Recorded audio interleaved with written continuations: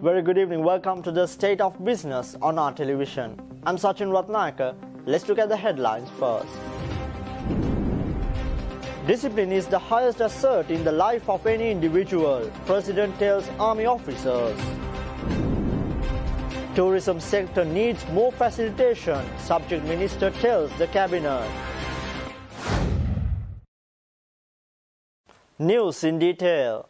President Gotabaya Rajapaksa stressed that discipline is the highest virtue in the life of an army officer.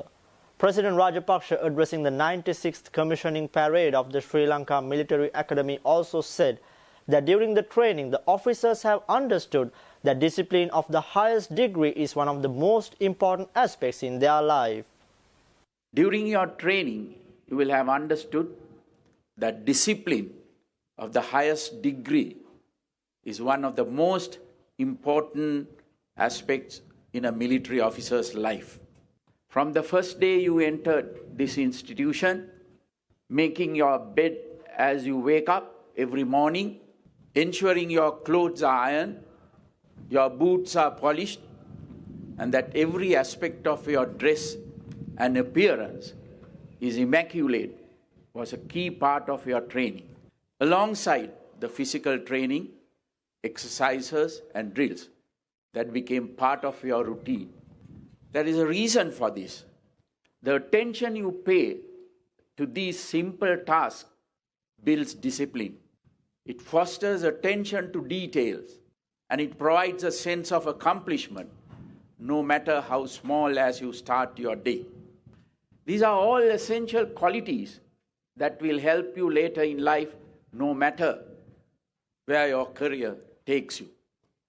As a young officer in the Signals Corps, I used to observe how an adjutant would carefully balance the accounts of the PRI fund each evening, counting even small amounts of money several times and making sure it was securely locked in the safe. He paid such careful attention to this simple task because discipline and integrity are so integral to military life.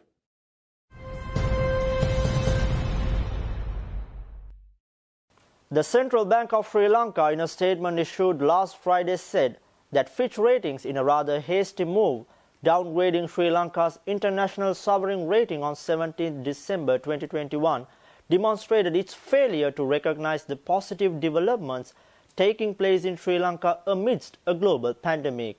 The central bank also said the action resembles the recent unwarranted downgrade by Moody's Investors Service a few days prior to the announcement of the National Budget 2022.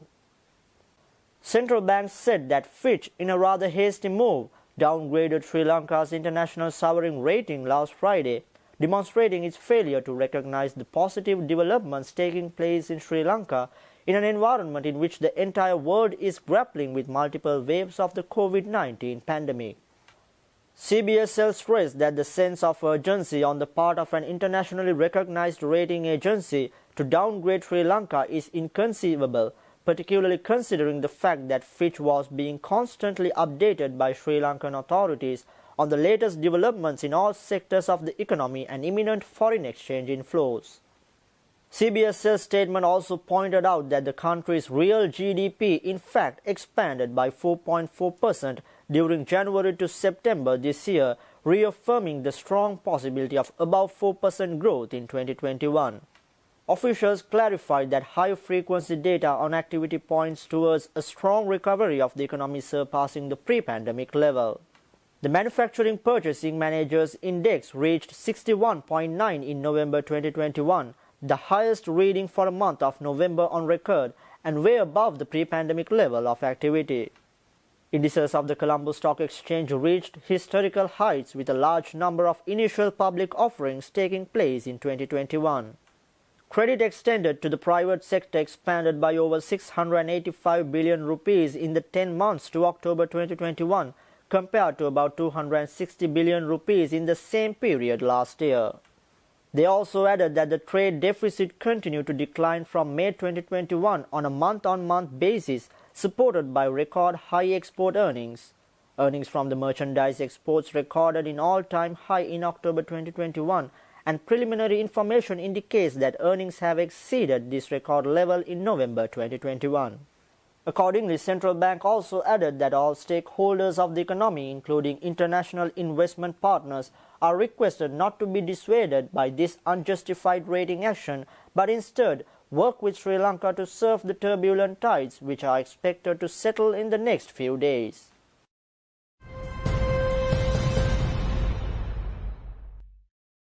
Tourism Ministry reveals that a cabinet paper to continue the concession given to tourist hotels and residences registered with the Tourism Development Authority for the payment of electricity bills was presented to the cabinet this morning. Tourism Minister Prasanna Ranatunga said the cabinet paper proposes to extend the concession for the payment of electricity bills given to the relevant institutions from 1st March 2020 to the end of this year. The Cabinet Memorandum also proposes to allow hoteliers and lodgers to pay all arrears of bills in 36 equal installments with effect from January 1st next year.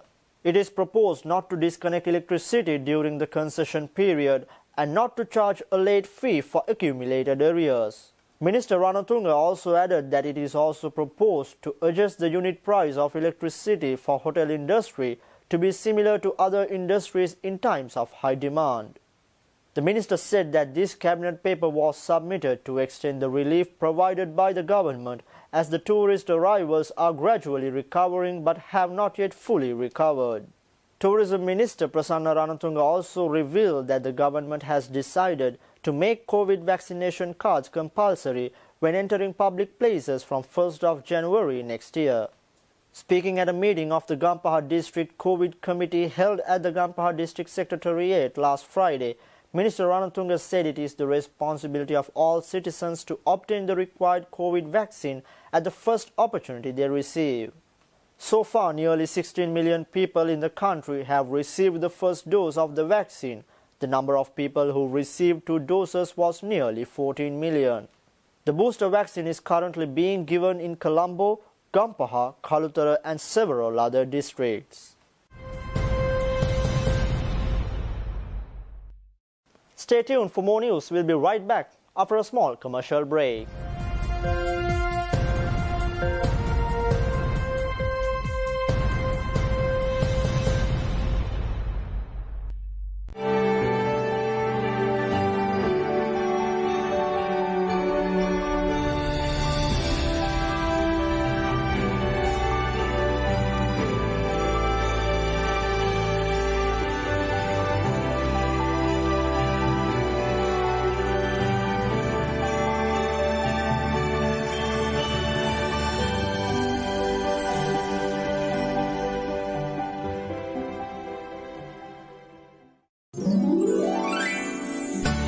Five days more for Christmas. Sponsored by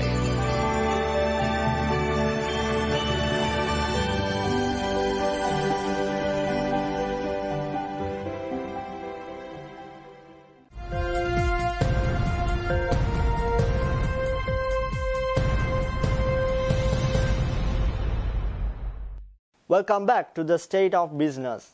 New entry to the local tile industry, Puak Aramba Group of Companies assures that the price of the tiles in the local market will be reduced when their productions are delivered to the market soon.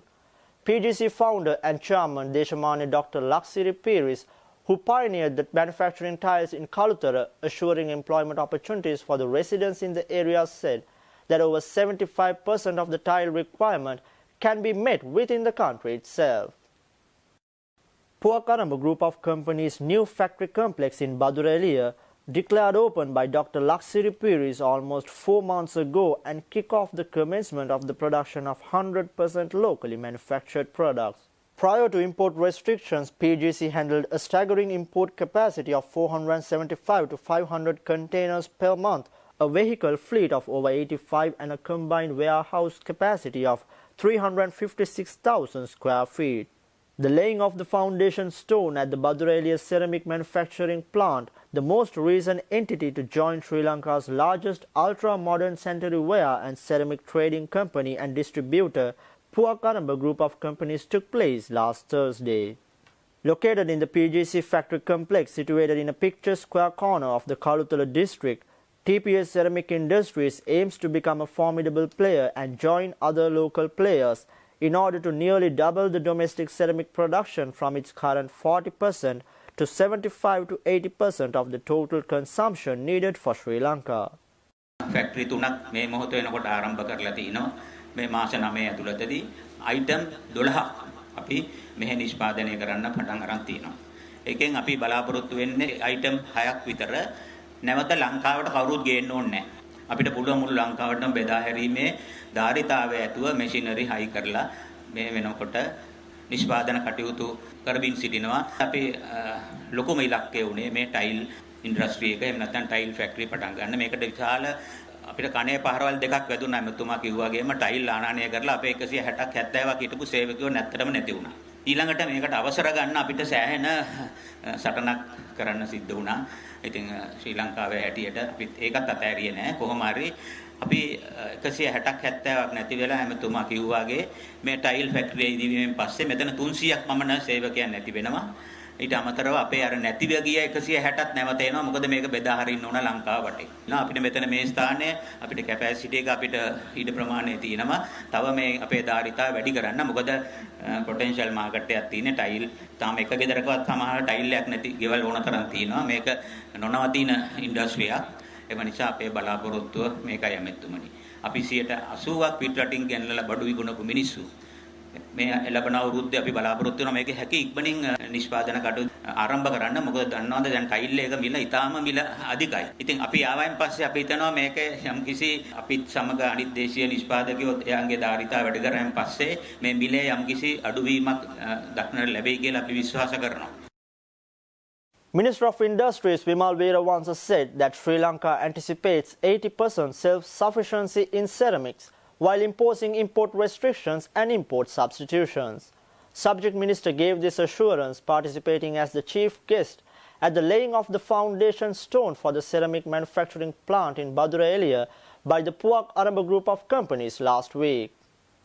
Puak Aramba Samuha Vyapare සභාපතිතුමන් ලක්සිරි Peiris මැතිතුමන් අද මේ ඔප්පු කොට පෙන්වන්නේ ඇති වෙන තත්කාලීන වෙනසට සාපේක්ෂව තමාගේ ව්‍යාපාරික ක්‍රියාන්විතයේ ඒ සිදු කළ යුතු අනිවාර්ය වෙනස සිදු කරන්න ධෛර්යය තියෙන කෙනෙක්, ඒ තීරණය ගන්න පැකිලෙන්නේ නැති කෙනෙක්, ඒ අනුව ක්‍රියා කරන්න නොපසු බටව උනන්දු වෙන කෙනෙක්.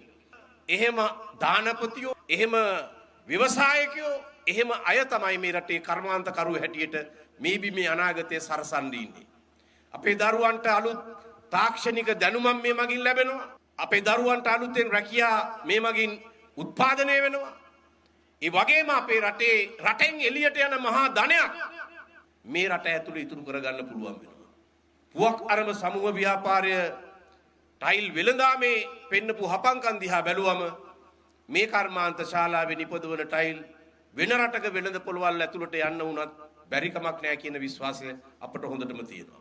ඒ නිසා මේක පැත්තකින් අපේ රටෙන් එළියට යන ඩොලර් නතර කරන කර්මාන්තයක්.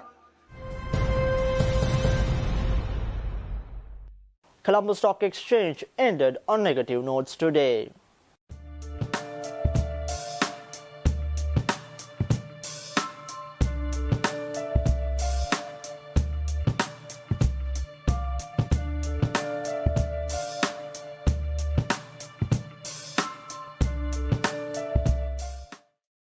Coming up next with foreign exchange rates.